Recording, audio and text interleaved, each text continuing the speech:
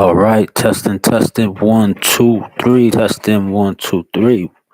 Welcome back to the channel. Just gonna go ahead and double check this audio one more time. Make sure it is of the proper quality.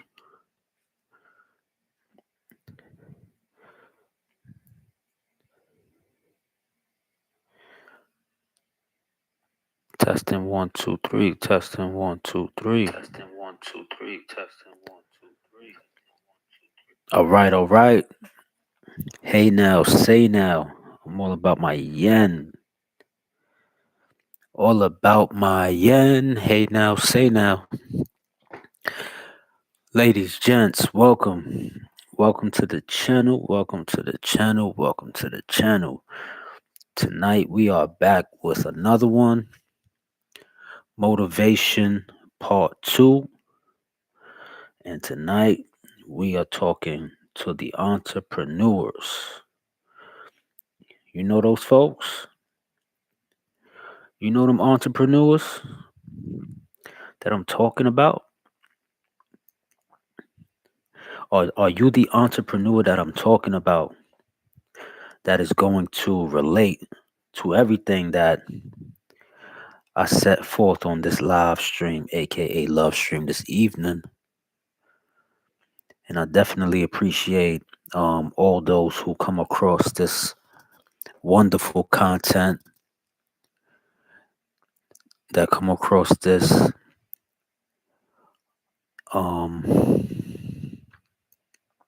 limitation breaking content, this entrepreneurial mindset shifting content.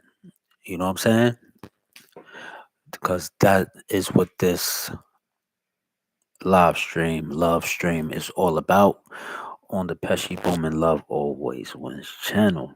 All right. So pretty much this evening we're gonna get into when did you know that you were an entrepreneur, you know? And it's really some things that have been said before, and it seems like, it's cliche, everybody's an entrepreneur. Yeah, and that's okay. That's okay. Because if everybody that you're around is an entrepreneur, then you're around like-minded people, so that shouldn't make it feel as if, your um your journey is any less important because it's many people that are like you. So keep going pretty much. You know what I'm saying? But tonight we're going to discuss when did you know that you were an entrepreneur, and when did you realize that, that regular grind that our parents lived by and many other people in our lives lived by, wake up, go to work for someone else, bust your butt for someone else, you know, and come home, don't feed into your loves, your hobbies, and wake up tomorrow and do it all over again for a paycheck, and pretty much leave yourself unfulfilled during that time of your life when you do live that way. So we're gonna get into that tonight. All right. So let me just bring up my talking points.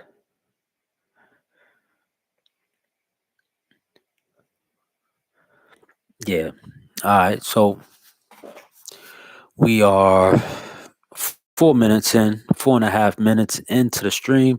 I'm going to give it another 20, 30 seconds or so. So in that time, I'm going to get my charger and my charger for my laptop. So that way my stream doesn't die, and I'm going to have a beverage on deck.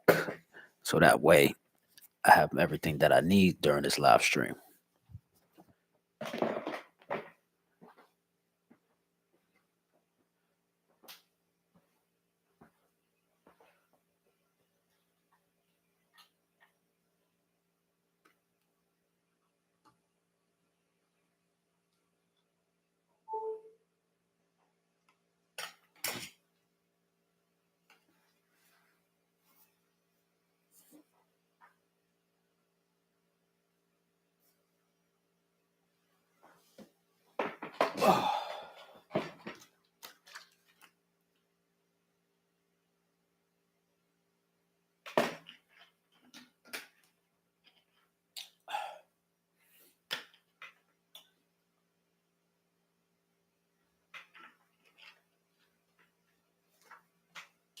Okay.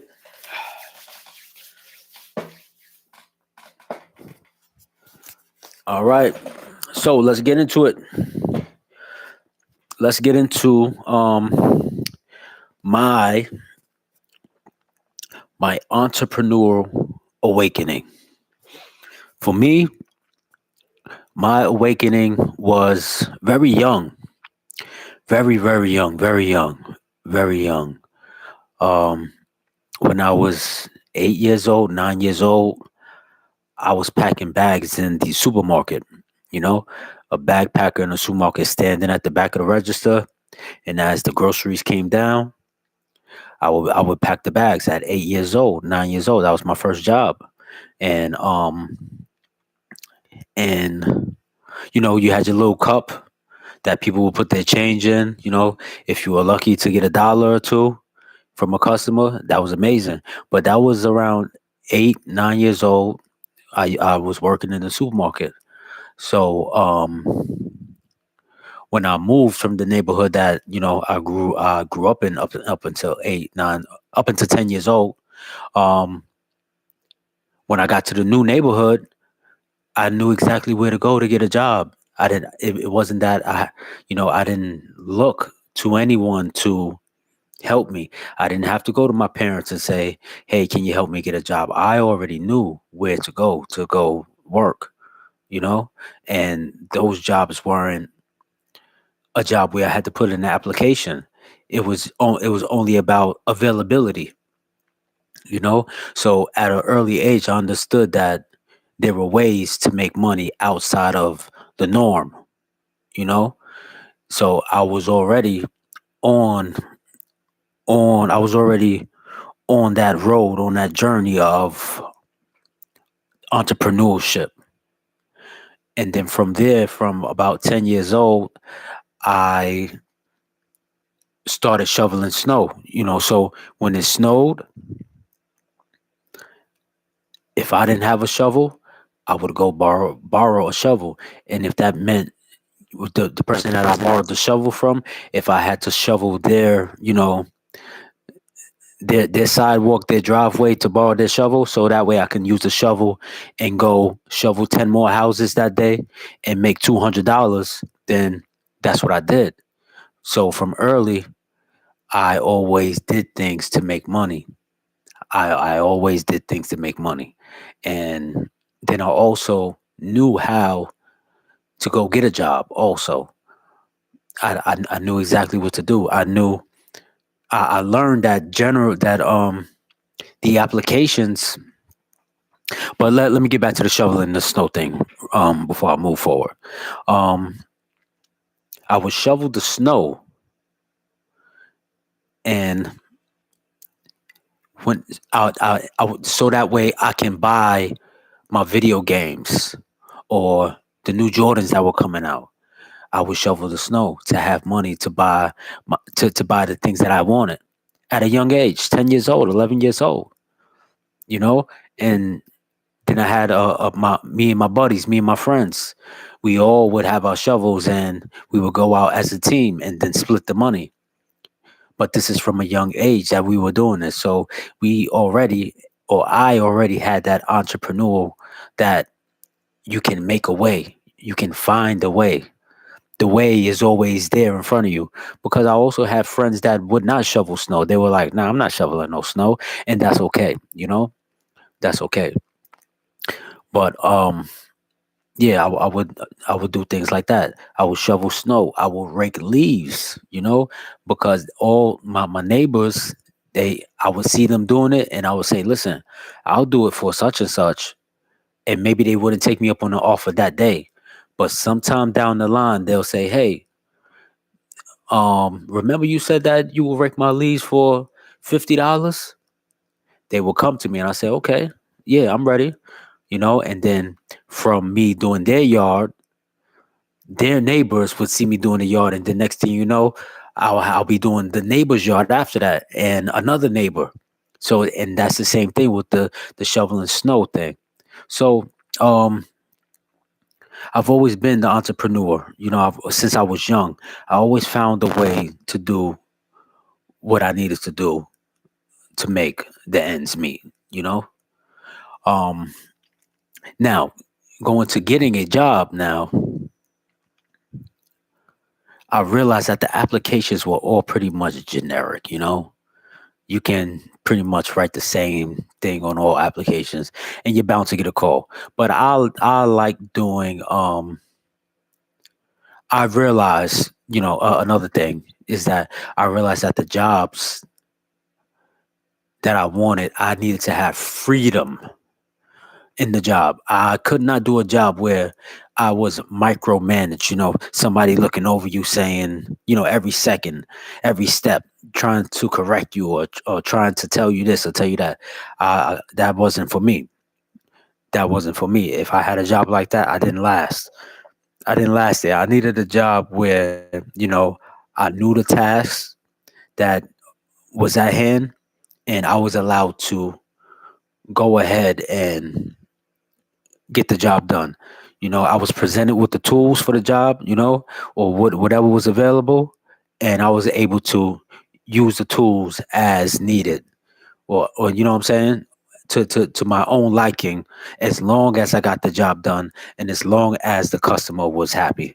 So those were my kind of jobs. So another way that I knew that I was an entrepreneur at heart was that I didn't like to be micromanaged. If I was going to work somewhere, it had to be like I was actually working for myself. you know, it had to be like I was actually working for myself. The boss allowed me the freedom to solve the problem or whatever was going on. You know, so that was my early awakening, and because the micromanaging really made me uncomfortable. You know, it made me feel trapped. I, when you're free to make decisions with your work, when you're free to do that, it's you're not trapped. You feel like you are accomplished. You know, the only time that you ask the manager or the boss for assistance is when you exhausted the tools that you had to get the job done. Then you say, you know what, I got to bring in the reinforcements. But I like jobs where the manager says, listen, get it done. Get it done. Only call me when I am the last resort. So those are I the only jobs that I actually took in life. That's why I did hotel work. If anybody is looking for, a job where you have freedom in your work, look into hotel work. I find that they can't really micromanage you in a hotel because the manager is so busy. They're busy doing what they need to do, so they need you to pretty much essentially do what you need to do to get it done and get it done properly and get it done in the with excellent excellent work. All right. So yeah. um so also, even in a hotel journey, my bosses the supervisors, you come across people that they get jobs and they take it so serious. They take it to heart. And you're there with this entrepreneur spirit, and it's like they're cramping your style. They're cramping it. They don't understand you. They're trying to figure you out, but the way they think, they can't figure you out. So they just look at you as, what is he doing, and they want to slow you down. Because me as an entrepreneur, I like to move. I'm on the move. I'm on the go.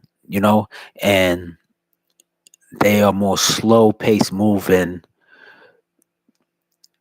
and they don't really understand where you're coming from. They don't really understand your thought process when you're getting things done, because they think like A, B, C, D, E, F, G. But as an entrepreneur, I might think B, 3, 22, F, Z, L, M, J, Q, 19, 15. I'm thinking numbers and letters. You know what I'm saying? But it makes sense. Like I'm putting it together, but that's not how they think. It's not how they think. As an entrepreneur, your thought process is a lot different from the person that does not have the entrepreneur mindset. The thought process is totally different.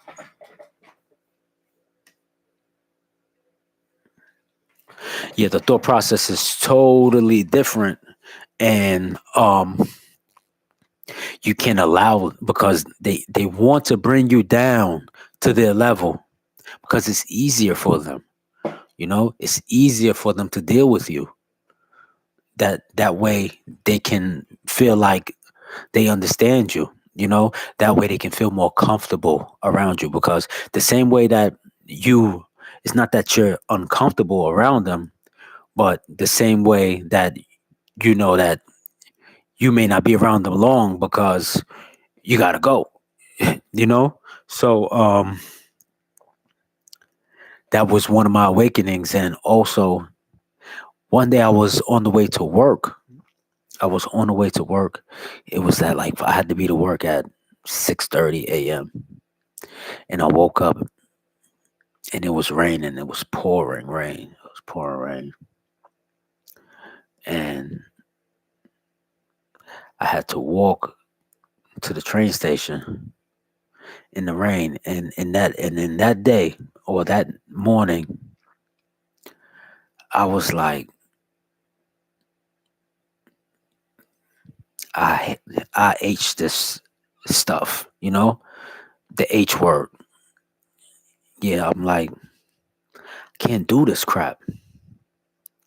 I can't do it, you know, because when you're an entrepreneur sometime, and you're working the job,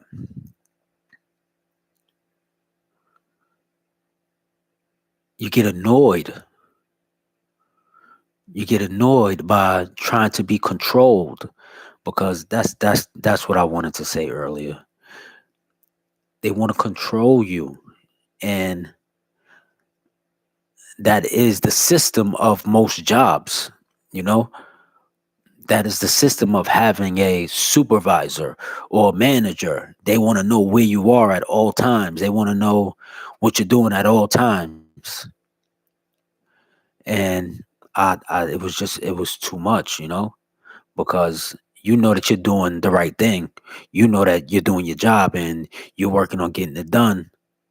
And to have someone breathing over you and bothering you, not to help, but to control. So at that point, that morning, when I walked to the train station in the pouring rain, I said, "Screw this."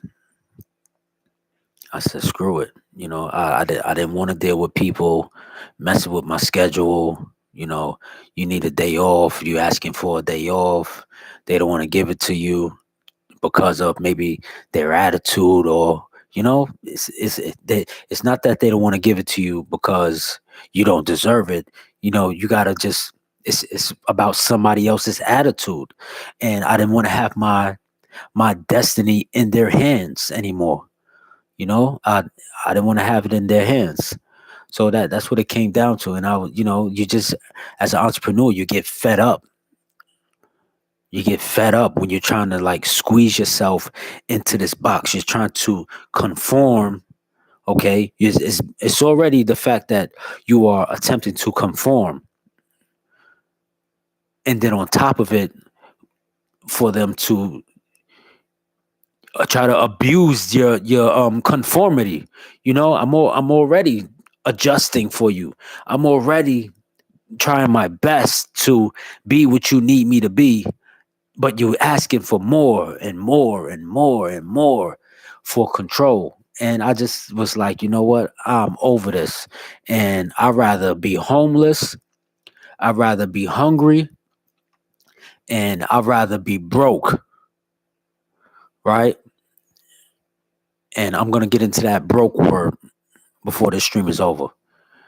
Um, and I'd rather have no money before I go through this crap to be controlled. So I ended up leaving the job. I ended up leaving that job, and I eventually got another job at a hotel, a boutique hotel, which was very cool. The thing about working in the hotels, you meet, you meet other people, other like-minded people, somewhat, one or two or three people you may meet that, you know, are in the hustle and bustle and, trying to make things happen. But at the other job, you're just gonna run into that type of situation at jobs of people taking their title and acting as if they have some type of control over you, and even at the next job, it was I was doing room service at a boutique hotel in Manhattan. Pretty good gig, but the control thing is just too much, and the attitudes was just too much. But it was just enough for me to say it happened how it was supposed to happen, because it was exactly what I needed for me to go on my merry way. Excuse me. It was exactly what I needed for me to go on my way. If it was all love and everything was rosy, then I would have stayed longer than I did. So it actually happened exactly how it was supposed to happen, and I'm very happy about that, because since then I've just have my own businesses. That's it. I start my own businesses, whether they are, they're all successful. They're all successful. But the thing about being an entrepreneur, you can start things, you can start projects and, see it through and say, okay, I seen it through, but that one's not for me. And then I've seen that one through and I say, okay, that one's not for me. But it's not for me, and that's fine. But at least I'm able to do my own thing. That's it. It's really that simple. An entrepreneur wants to do their own thing. I like to try different things in my life. And me being at work for 10 hours out of my day is not ideal. I need to be at work on myself, on my own projects for 10 hours a day, 12 hours a day.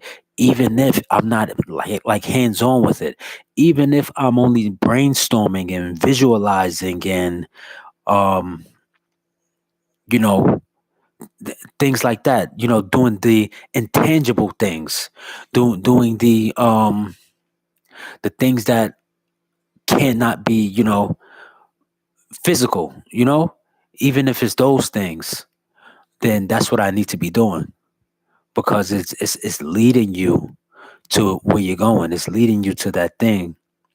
It's helping you understand yourself, and it, it's just very important that you focus on what you want to do, and focus on that and that only. Why are you giving your energy and attention to things that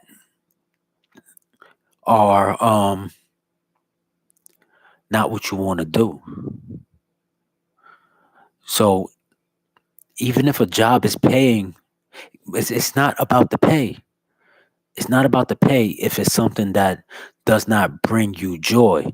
Because what I realized in life is that you can do exactly what brings you joy and get paid. You can do exactly what brings you joy. You can do your favorite hobby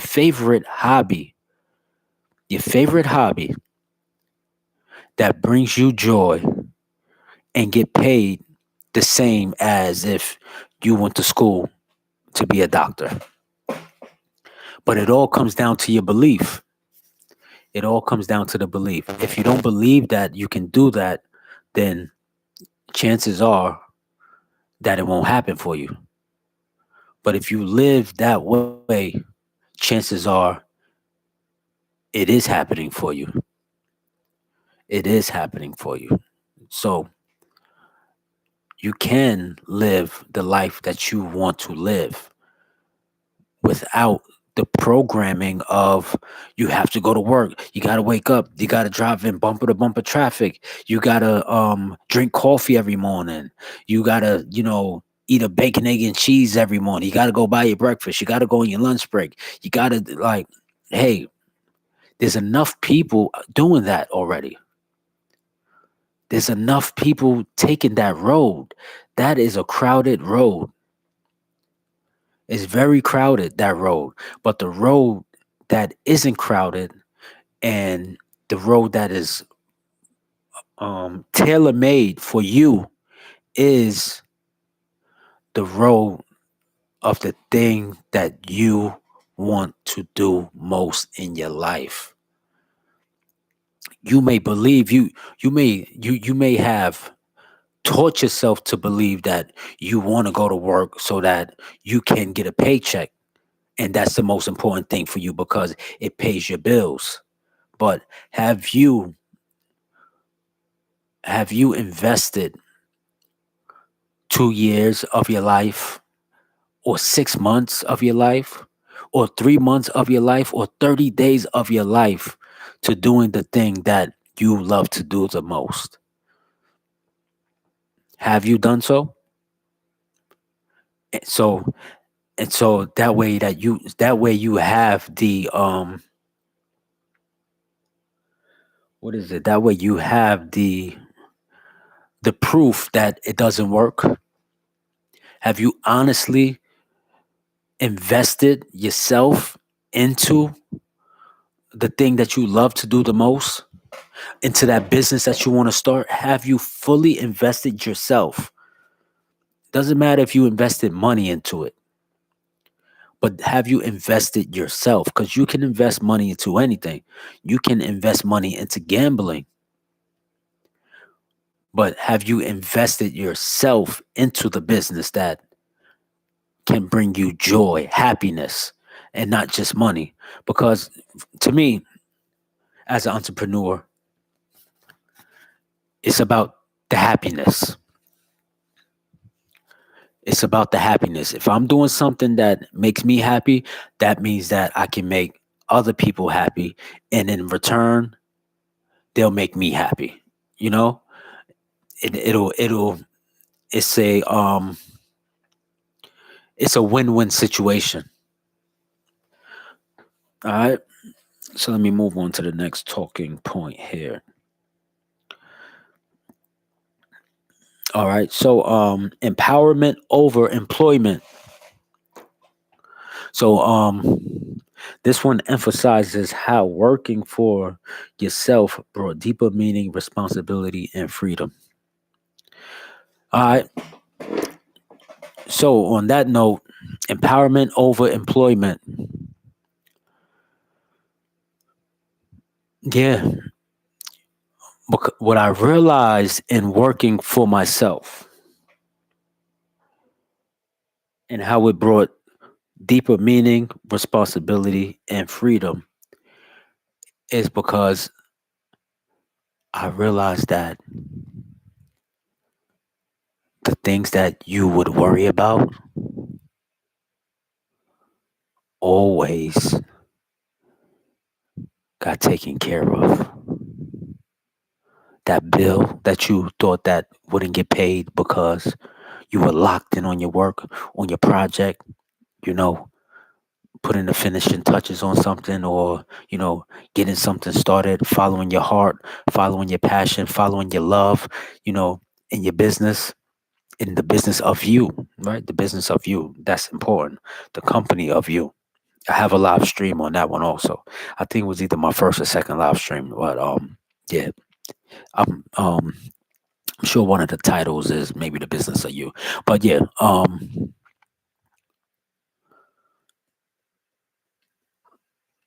that bill or that thing that you thought needed your attention, but you understood that you needed to focus on your task, you know, the business of you. You knew that you needed to focus on that. You had to prioritize it, that it was taken care of. That's the thing. And that's the confidence that you need to have. That's the faith that you need to have that you're doing the right thing. If you truly know that you're doing the right thing, then you have to operate from a place of faith that whatever is on your plate, your rent, your car note, your grocery shopping, your gym membership, your credit cards, your light bill, your leisure money, you know, you might have an event that's coming up and you're worried about how you're going to make it, or how, if you're going to have enough money to enjoy yourself at the event. Guess what? It always works out. It always works out. It always works out. I've been listening to another guy on YouTube, and he said that he purposely went and got an apartment that his bank account, if he looked at his bank account on that day, he couldn't pay for. Let's say it was $3,000 a month, but he didn't have $3,000 in his bank account. He didn't have money to pay the rent, but he went and got the apartment anyway. And it worked out because him having that apartment helped him lock in. He's like, I got this apartment now. I have to lock in. So they tell you, don't put the cart before the horse, right? The horse is supposed to be before the cart and pull the cart with you in it, right? But sometimes you got to put the cart in front of the horse. And that's how the entrepreneur thinks: cart in front of the horse. Cart in front of the horse. hmm And that comes to the programming. The programming starts when we are so young. It starts. And that's one of the things, they teach you these elementary things, and they they give it to you like it's it's the smart way. It's the smart way, of course. If you put the cart in front of the horse, you're a dummy, you know but you put the cart in front of the horse sometime, and use the cart in front of the horse as motivation, because you learn that, oh, I'm on to something. Yeah, you learn that you're on to something. And then once you're on to something, you're able to gain that momentum. You're able to gain the momentum. and you get a lot of aha, aha moments. And those aha moments are like the gas in the car, you know? Those aha moments get the horse pushing the cart, you know? You're not even worried about how he's doing it. You're not worried about if he's using his ass to push it or he's using his head to push the cart. You ain't worried. You just know that cart is being pushed. So when you get those aha moments from putting the cart in front of the horse, it's high octane. It's momentum. It gets you going and it keeps you going. And people won't understand because they're programmed from young. They won't understand. They'll look at you and say, "Oh, what's he doing? Oh, what da, da, da, da, da, da, da." But it's called innovation, right? And the innovation lives in inside an entrepreneur. Innovation is embodied by an entrepreneur. Entrepreneurs are, you can just swap out the word entrepreneur with innovator, you know? So if you are, over hearing, people say, I'm an entrepreneur. Say you're an innovator. You're innovative and new creative. Yeah. All right. So let's move on. Let's move on.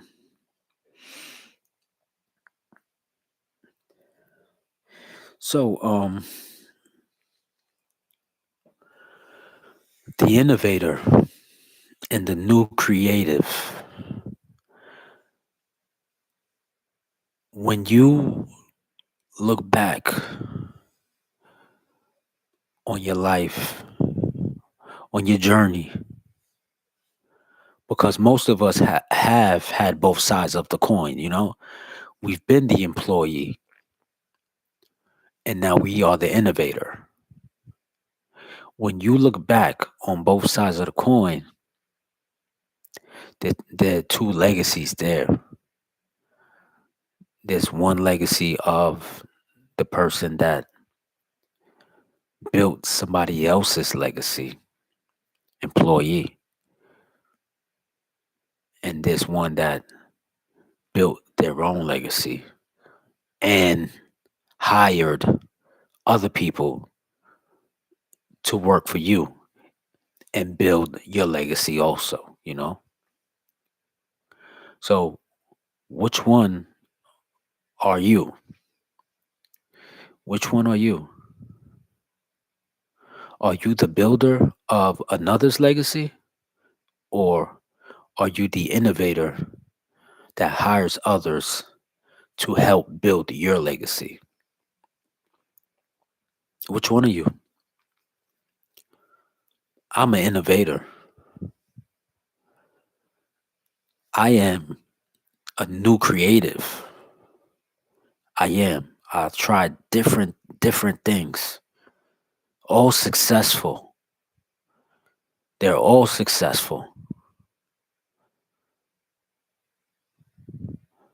So what is your legacy? What legacy are you going to leave?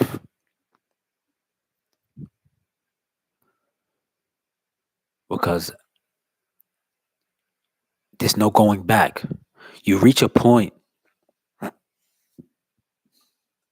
you reach a point where there is no going back. There's no second guessing because you've had too many aha moments, regularly. You're like, aha, oh, wow, okay. Oh, I need to get this done. All right. Aha, you know? Oh, this came up. Oh, the customer says that they had an issue with this, or they would like this done this way, and are you able to get that done? And it may not be anything that you have done before, but your confidence allows you to say, okay, don't worry, we'll work on it. I'll get it done for you, and you're not just saying, I'll get it done in a way that is condescending, or you don't really mean it. You're just saying, and then you'll call back later and say, oh, well, da da da da da da da. um oh, I can't get it done. Although that may happen a few times, you may exhaust all the resources that you had, and you can't meet that demand. But guess what? You won't lose the customer like that. That's where you also have the confidence, also where you could say, aha, the customer understands. They understand, you know?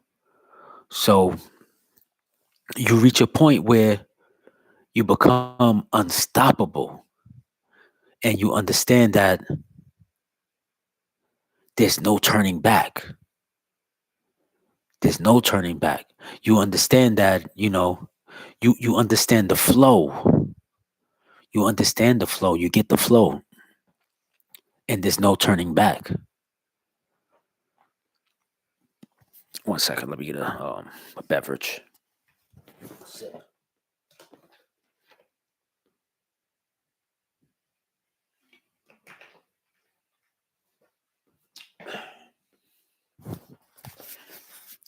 You understand that flow. That is no turning back. There is no turning back. You understand that how things can shift for you in a positive way. You understand that things that look like a setback aren't setbacks. Your mind processes things differently. And this is my entrepreneurial um outlook, input, output, vision. The mind processes the information differently. So something may come to you, and you'll understand, like, yes, I can get that done. But the same thing may come to somebody else, and they won't believe for a second that they can get it done. You both have different thought processes. You both have different ways of looking at the same the same thing. You both have different ways of looking at it. So therefore, you have two different ways of going about getting that thing done. And that's okay. But that's what separates you. So that leads me into my next talking point, which is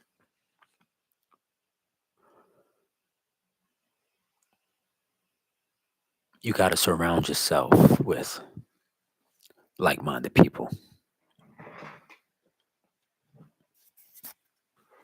Oh, you have to surround yourself with like-minded people. That is the key,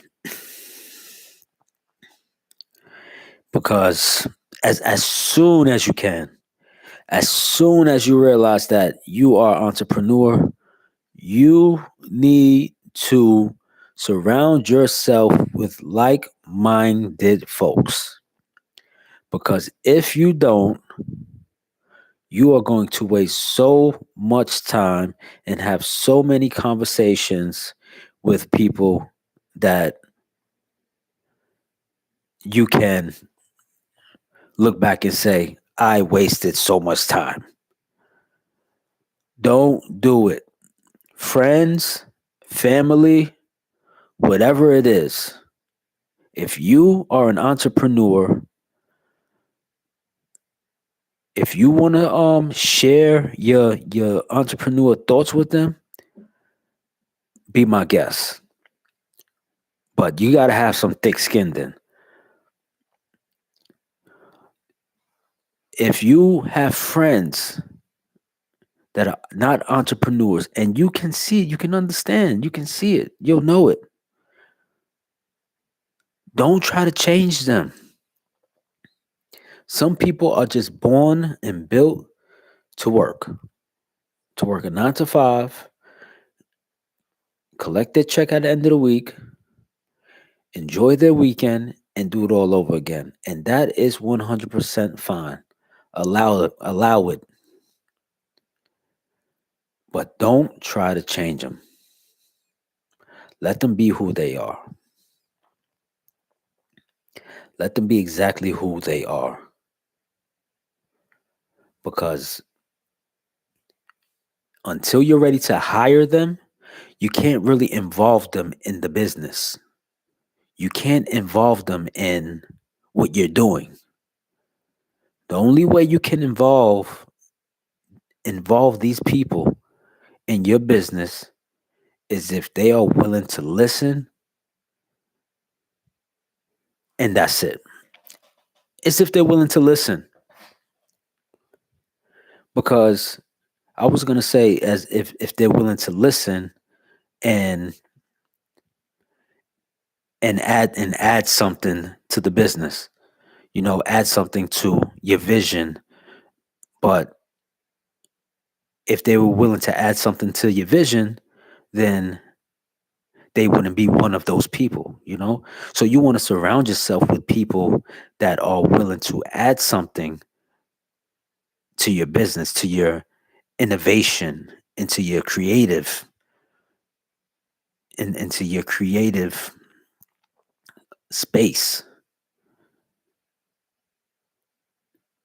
If they're not willing to do that, or come in and listen and just follow your directives and your instructions on exactly what you need them to do, then there's no need to have them around.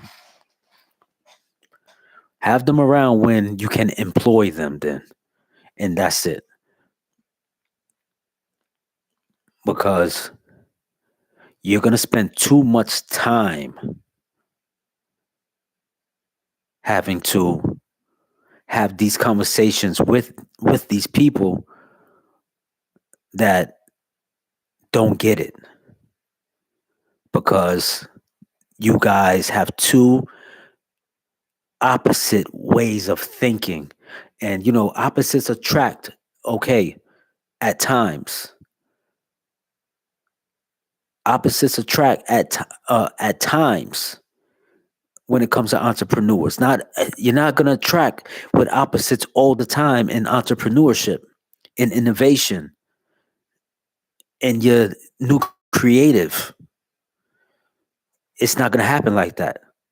Every once in a while, you'll meet somebody that may be able to say, "Oh, but look at this," and you'll be able to say, "Oh, wow, look at that.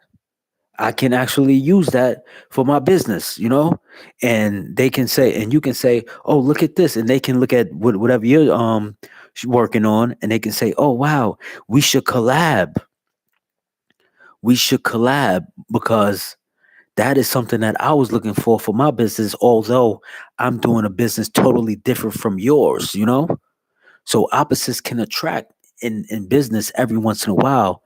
But when it comes to people that are not entrepreneurs, the only way that you should be spending extended periods of time with these people is if they are willing to listen and follow your directives, because they're comfortable living 9 to 5. What you're doing, what you are working on, can lift the nation, can change the world. What you're working on, it can change the world. The other person, they just want to go to work and have a good time and do it all and collect their check and do it all over on Monday. And once again, that is fine. But you're different. They're different and you're different. But we're focusing on you. You're different. So, as an entrepreneur, as a boss of your own time and your own space, you have to be aware of where you're spending your time and who you're spending your time with and who you're sharing your ideas with. Why share your ideas with non-entrepreneurs, Do you need the validation? Do you do it for validation so they can say, "Oh, wow, that's so cool," and this and that? But you know what you're doing is cool. You know that you're cool. You know you have good taste, and so whatever you're doing is cool. People are gonna like it. People are going to love it. So you got to cultivate it. You need to nurture it, and you need to build it up, and you need to make it as best as it can be. All right. So make sure that you are keeping the right circle of people around you, surrounding yourself with the right circle of people. All right. And also, okay, so moving on, and this is for my aspiring entrepreneurs. This is for you guys. Keep in mind, and another cliche line that people use is, no one's coming to save you. Someone is coming to save you. That's the thing. Someone is coming to save you. But in the meantime, you work. You work on your craft. In the meantime, you be that innovator, because that person that's coming to save you is counting on you to be that innovator. That's what they're counting on. That's the reason why they are coming to save you, and not necessarily save you, right? But they are coming to support you. It might be that bill that you need to pay, and somebody might, out the blue, come and hand you $5,000 for something, come give you $10,000 for something, hire you for your services out of the blue. You could not have imagined it happening the way it's going to happen for you. So it's not that no one is coming to save you. That's another cliche programming that people grow up with from young. It's programmed into you to make you feel like you when you achieve something, that you did it all by yourself. Come on. Come on. You did it all by yourself? Let's be for real. They're coming to save you. But in the meantime, you got to be that innovator and that new creative.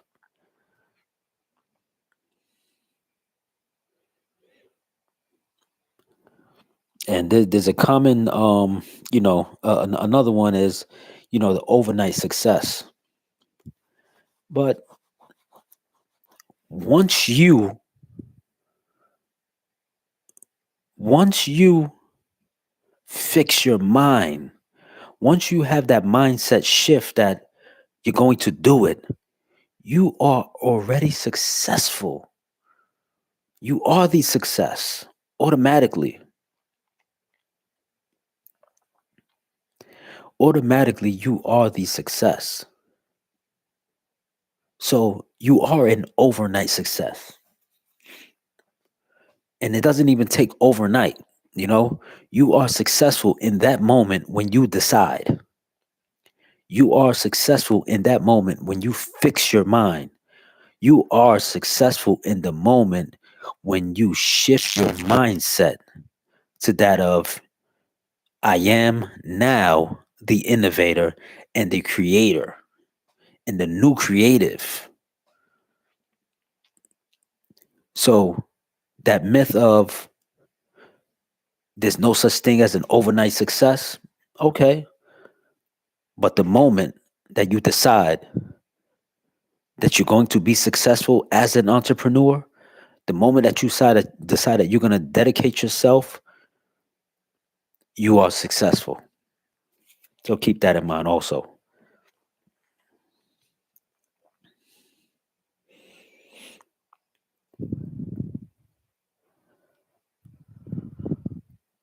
And back to the importance of having like-minded people around you. The other thing is that they're not gonna see your vision. They're not gonna see the vision, and that is okay. There's no reason to get upset. It is your vision for a reason. And those who are supposed to see the vision and understand the vision, they will see it. So you don't have to force it on anyone. What you have to do is keep on being the innovator that you are. Simple.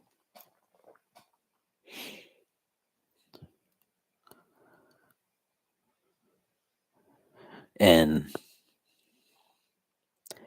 the other thing is believing that it's supposed to be hard. Everybody's like, oh, I'm an entrepreneur. I got to grind. I'm grinding hard. I'm up all night. I don't sleep. I got bags under my eyes. I haven't eaten in 20 days. I haven't taken a shower in 5 days. I've been living in the trunk of my car. Um, yeah, I don't have like they want to make it seem like it's this struggle, but it's not. Maybe they say that to deter people from embarking on this journey, but it doesn't matter. You don't have to deter people. One thing is, you like the hoarding of this information that I'm sharing with you right now. Why would somebody hoard it and try to scare people off of the journey as if you losing makes me win, as if it's not enough for everyone? Because it's very simple. As the world, in the world, you can give everybody the information because everybody has the information. Even the stuff that I'm sharing with people, everybody knows this already, but they're just too scared by themselves. If I told you that you're gonna be living in your car and that you're gonna be starving and not have food and not be able to pay your bills, that couldn't scare you if you weren't scared. It cannot scare you. But if you are scared, then you're gonna be scared whether I share that information with you or not. I can tell you, yeah, go ahead and do it. Everything's gonna be great. It's gonna be fun. You're gonna have a blast. You're gonna make so much money, but you just gotta not go to work tomorrow. That'll be enough for you and say, "Oh, not go to work? Oh, no. I was taught to always go to work. And if I don't go to work, who's going to pay the bill?" So it's not that the information has to be hoarded from you to keep you from take embarking on a journey. It's either you're going to embark on a journey or not. There's the road for the innovators and there's the road for the workers. And that's fine. Which one are you? What side are you on? What side are you on? It's not hard. It's not hard. But you gotta have faith. You gotta have faith. That's what it comes down to. And that's what it comes up to. You gotta have faith in yourself. All right. So in closing on this stream. Once again, okay, we're about to go over 1 hour on the stream this evening. 1 hour on this stream this evening. which is an absolute blessing. I hope I was able to share, some pertinent information with you guys, some inspiring information, awakening information for you guys, empowering information, innovative information, entrepreneurial information for you guys and gals this evening. So, in closing, if you feel that quiet nudge in your soul, it's not just a dream, it's direction. And you feel it. You know, you know. But now is when you're gonna follow it now. You're not it's no more disregarding this. It's no more disregarding that. It's time for embarking on the journey of your innovative self, of your creative self. It's time to embark on the journey. It's time to take the road. It's time to put the cart in front of the horse and have your aha moments that await you because there are plenty. And you don't need everyone to understand your path. Just walk it fully, boldly, and freely. Once again, it's for the innovatives. And when you do that, the world will appreciate you. The world will absolutely appreciate you. 100%. You'll be appreciated 100%. Without a doubt. Without a doubt. And it may come from it may come from the least expected place. All right? So if you don't get it from your immediate circle, don't worry.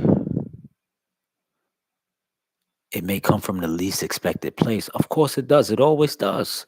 I started a business. I invested $100,000 into it, but I had no idea who my first customer was going to be. I had no idea who the first customer was going to be, but I knew that it would be a first customer and a second customer and a third customer and a fourth customer. But when you go back to the day or the moment where I decided that I was going to embark on the journey, I didn't know that I was going to meet Larry. I didn't know that I was going to meet Amanda. I didn't know that I was going to meet these folks that were going to give me their money. I had no idea who the face was going to be. None whatsoever.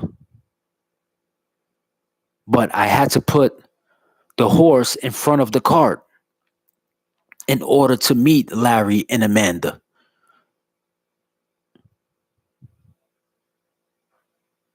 So it's beyond your imagination, and that is okay.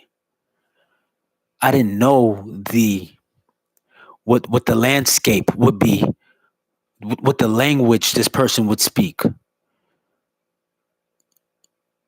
I had no idea. That was beyond my imagination. That part was beyond it. And that's amazing. And that is wonderful. And that is awe inspiring. It really is when you think about it.